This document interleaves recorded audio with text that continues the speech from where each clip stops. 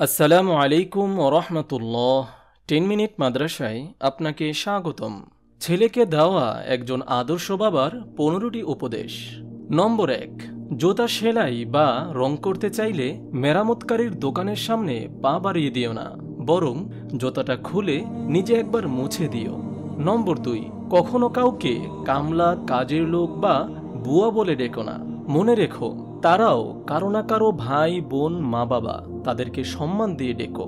নম্বর 3, বয়স, শিক্ষা, পদ বা পদবীর দিক দিয়ে কেউ ছোট হলেও কখনো কাউকে ছোট করে দেখো না, নইলে তুমি ছোট হয়ে যাবে।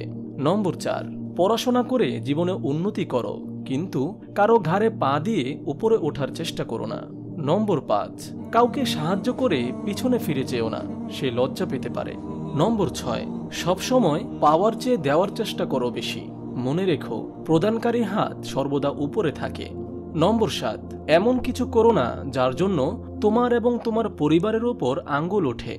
নম্বর 8, ছেলে হয়ে জন্ম নিয়েছ, তাই দায়িত্ব এড়িয়ে যেও না। নম্বর 9, তোমার কি আছে তোমার গায়ে লেখা নেই, কিন্তু তোমার ব্যবহারে দেখা যাবে তোমার পরিবার কোথায় আছে।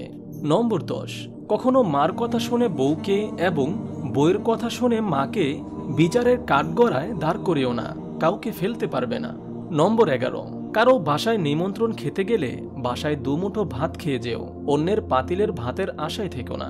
নম্বর 12, কারো বাসার খাবার নিয়ে সমালোচনা করো না, কেউ খাবার ইচ্ছে করে অসৎ করার চেষ্টা করে না। নম্বর 13, বড় হবার জন্য নয়, মানুষ হবার জন্য চেষ্টা করো।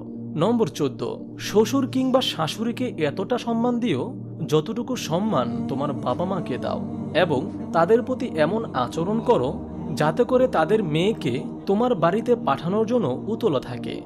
নম্বর 15, সবসময় ভদ্র ও নম্রভাবে চলো এবং কথা বলো, কিন্তু অন্যায়ের সাথে আপোষ করো না। মহান আল্লাহ তাআলা আমাদের সবাইকে এই উপদেশগুলো মানার তৌফিক দান করুন, আমিন। আপনি যদি এরকম ভিডিও আরও পেতে চান তাহলে এই চ্যানেলটি সাবস্ক্রাইব করে পাশে রাখা বেল আইকনটি অন করে দিন।